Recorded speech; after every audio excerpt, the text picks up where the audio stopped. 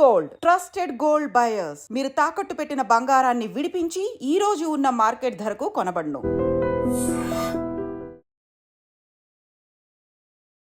Hi hello నమస్తే, welcome back to dream media. ఈరోజు మనతో ఉన్నారు సర్టిఫైడ్ ఫైనాన్షియల్ ప్లానర్ అయిన మాధవరెడ్డి గారు. సో మార్కెట్ అప్డేట్ అనేది తీసుకుందాం. Hi ma'am. హలో. మార్కెట్ చూసినట్లయితే మ్యామ్ ఈరోజు Nifty 50 23,519, Sensex 77,414, bank Nifty 51,564, IT Nifty 36,886. So మైనస్లో అయితే క్లోజ్ అయింది ఈరోజు.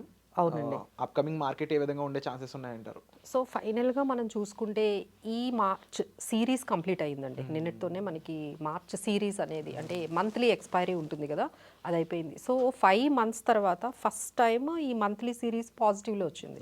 అంటే you can start with October, November, December, January, February, ఈ 5 సిరీస్ మంత్లీ ఎక్స్పైరీస్ అన్నీ కూడా నెగిటివ్లో క్లోజ్ అయ్యాయండి. This is the first time మార్చ్లో మనకి ఫైనల్గా పాజిటివ్గా క్లోజ్ అయింది. So this is all because of FIIs మళ్ళీ మన దగ్గర ఇన్వెస్ట్మెంట్స్ చేయడం చేశారండి. ఆల్మోస్ట్ లాస్ట్ వీక్ చూసుకుంటే 10,000 crores పైనే మనకి ఎఫ్ఐఐస్ ఇన్వెస్ట్మెంట్స్ వచ్చాయి. తర్వాత వాళ్ళు షార్ట్స్ కూడా క్లోజ్ చేశారు.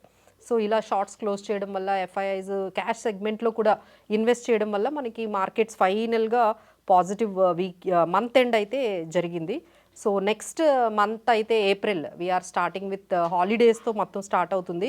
సో మనకి 31st March మండే రోజు హాలిడే ఉందండి మార్కెట్కి. So this is we can say this is a long weekend మనకి. అలానే మనకి 10th April మహావీర్ జయంతి హాలిడే ఉంది, 14th April అంబేద్కర్ జయంతి మార్కెట్స్ హాలిడే ఉంది, 18th April good Friday. So ఇవన్నీ కూడా అందరూ గమనించుకోవాలి. These are all markets will be holiday. ఈ 4 days ఈ మంత్లో మనకి హాలిడేస్ రాబోతున్నాయి. సో అందుకే చాలామంది ఏం చేశారంటే కొంతమంది ఇన్వెస్టర్స్ మళ్ళీ ట్యూస్డే కదా మార్కెట్ ఓపెన్ అవుతుందని చాలా వరకు కొంతమంది క్లోజ్ చేయడం వల్ల పొజిషన్స్ మనకి ఈరోజు స్లైట్గా మనకి నెగిటివ్లోనే క్లోజ్ అయింది. And Trump tariffs are about to start.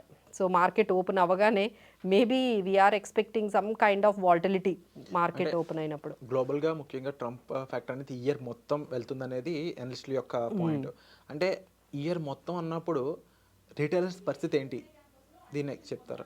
అవునండి. అంటే రీటైలర్స్ ఎలా చూసుకోవాలంటే ఎక్కడ ఇంపాక్ట్ వస్తుందో వాళ్ళు గమనించుకోవాలి. ఇప్పుడు ఎగ్జాంపుల్ ఏ సెక్టార్లో మనకి ఇంపాక్ట్ అవుతుంది. ఇప్పుడు రీసెంట్ ఆయన చేసే అనౌన్స్మెంట్ దేని మీద వస్తుంది. సో ఇప్పుడు ఇప్పుడు ఆల్రెడీ ఒక అనౌన్స్మెంట్ వచ్చిందండి.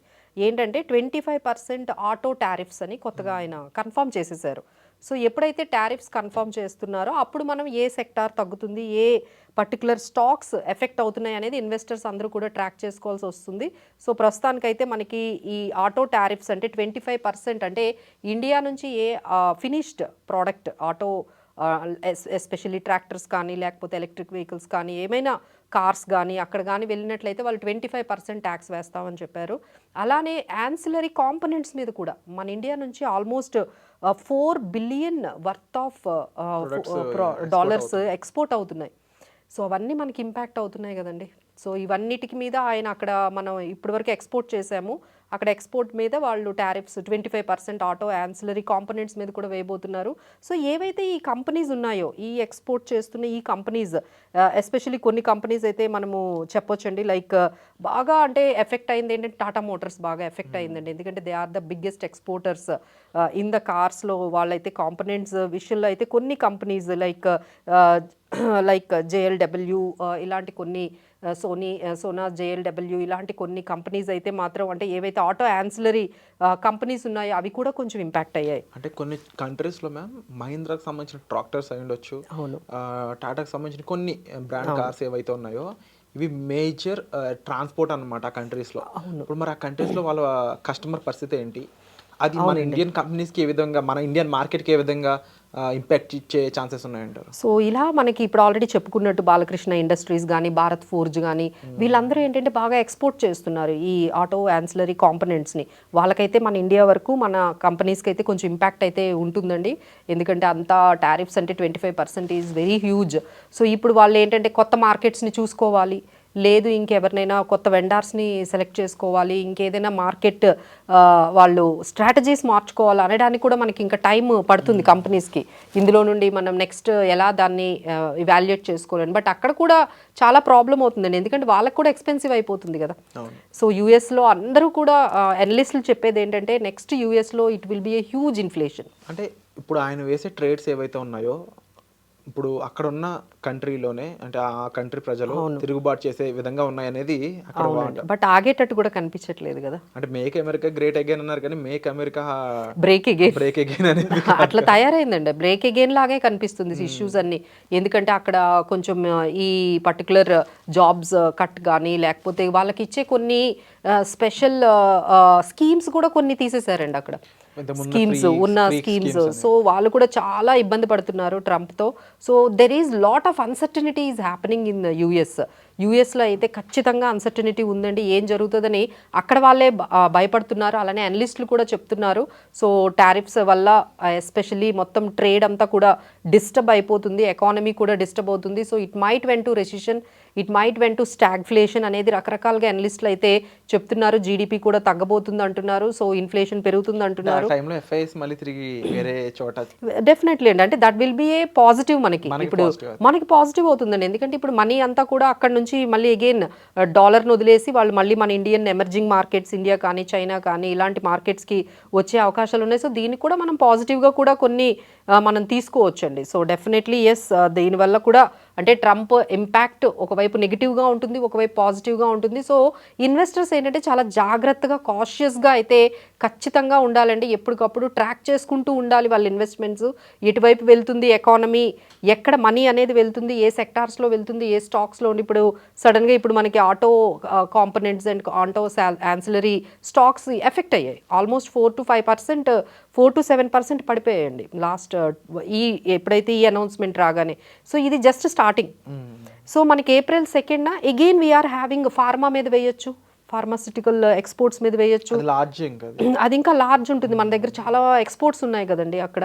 ఇంకా అలానే ఇంకొన్ని ఎలక్ట్రికల్ సంబంధించిన ఎక్విప్మెంట్స్ మీద కూడా ఆయన స్పెషల్గా కాంపోనెంట్స్ మీద వేయొచ్చు. సో ఎవరైతే ఈ పర్టికులర్ కంపెనీస్ ఈ బిజినెసెస్లో ఉన్నారైతే definitely they will get effect అండి. సో మన ఇండియా కూడా అంటే they are wanted to reduce, దీన్ని ఎలా ఆపాలి అని ట్రై చేస్తుంది. వాళ్ళు ఏమంటున్నారంటే ఇండియా అంటే వాళ్ళు చెప్పేది ఏంటంటే ఎక్స్పెన్సివ్ అంటే హయ్యెస్ట్ ట్యాక్సెస్ ఇండియా వాళ్ళే వేస్తున్నారు.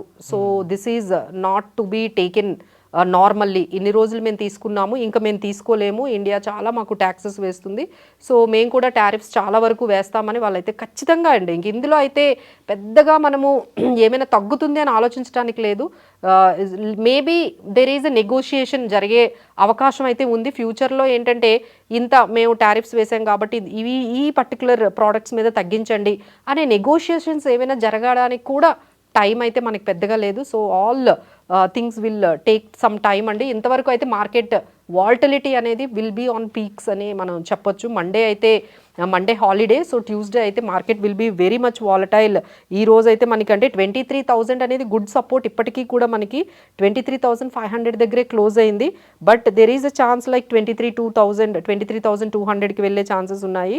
అండ్ మనకి రెసిస్టెన్స్ లెవెల్స్ అయితే 23,800 వరకు ఉన్నాయండి. So these are all some negative news. అయితే ఒకవైపు పాజిటివ్ న్యూస్ ఏంటంటే యుఎస్ డాలర్ కొంచెం కూల్ ఆఫ్ అయింది because of all these issues. మన ఇండియన్ రూపీ కొంచెం ఎప్రిషియేట్ అయింది, that has come down to అంటే 88 ఉన్నది ఇప్పుడు 86 వరకు మనకి వచ్చింది. మేబీ ఫ్యూచర్లో 85 అయితే ఇంకొంచెం ఎఫ్ఐఐస్ మన ఇండియన్ మార్కెట్స్ దగ్గరికి వచ్చే అవకాశాలు అయితే మనకి బాగా కనిపిస్తున్నాయి. అలానే ఇంక ఇది ఒక్క టారిఫ్స్ అనే కాదండి, హీ సేయింగ్ లైక్ మీరు వెనిజులా దగ్గర నుంచి క్రూడ్ ఆయిల్ కొంటే మీకు టారిఫ్స్ వేస్తాం అంటున్నారు. పక్క కంట్రీస్ మీద కూడా ఆధారపడొద్దని అంటే he's defining some kind of rules అన్నమాట. మీరు వాళ్ళకి వెళ్ళే ఛాన్సెస్ ఉన్నాయి. సో రిలయన్స్ కూడా ఇంకా ఆపేసిందండి వాళ్ళ దగ్గర నుంచి ఇంకా క్రూడ్ సంబంధించిన trade. So it is not only tariffs, there are many other rules and regulations which are coming.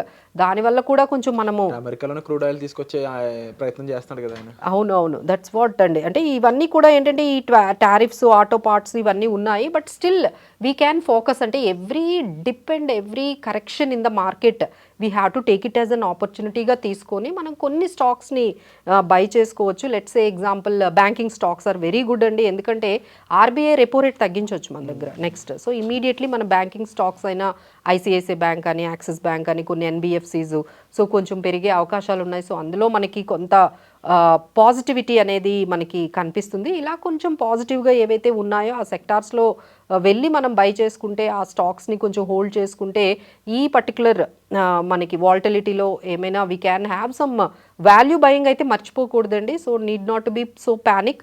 Market నుంచి బయటకు వెళ్ళిపోకుండా మార్కెట్లో ఎక్కడ ఎలా స్ట్రాటజీస్ ప్లే చేయాలో అనే దాని మీదే ఎక్కువ కాన్సన్ట్రేట్ చేస్తే ఇప్పుడు సరిపోతుంది. ఈ టారిఫ్ రేట్స్ ఇలాగే కొనసాగినట్లయితే రూపీ కాస్ట్ యావరేజ్ అనేది ఏ విధంగా వెళ్ళే ఛాన్స్ ఉంది, ముఖ్యంగా ఇండియన్ మార్కెట్కి అది ఎటువంటి ఇంపాక్ట్ తీసుకొచ్చే ఛాన్స్ ఉంది అంటారు? అండ్ దట్టు ఏప్రిల్లో హాలిడేస్ అనేవి ఎక్కువ ఉన్నాయి. అవునండి, అవును. దట్స్ వాట్ అండి, ఎంటైర్ ఏప్రిల్ మనకి మొత్తం అంతా కూడా వాల్టిలిటీ అయితే రెడీగా ఉండాలి. సో ఈ న్యూస్ అనేది, ఈ మార్కెట్ వాల్టిలిటీ అనేది ఎలా ఉంటుంది అనేది షార్ప్ రికవరీ అయితే మేము ఎక్స్పెక్ట్ చేయట్లేదండి ఈ ఇయర్ అయితే. మళ్ళీ మనకి అంటే Nifty all time high 26,277. So అంతవరకు వెళ్ళే ఛాన్సెస్ అయితే కనిపించట్లేదు. సో ఈ ఇయర్ అంతా కూడా కొంచెం నార్మల్ రిటర్న్సే మనం ఎక్స్పెక్ట్ చేయాల్సి ఉంటుంది మార్కెట్లో. So what we have decided ఏంటంటే ఈ మార్కెట్ అంతా, ఈ ఇయర్ అంతా కూడా ఎక్యుములేషన్ చేసుకోండి.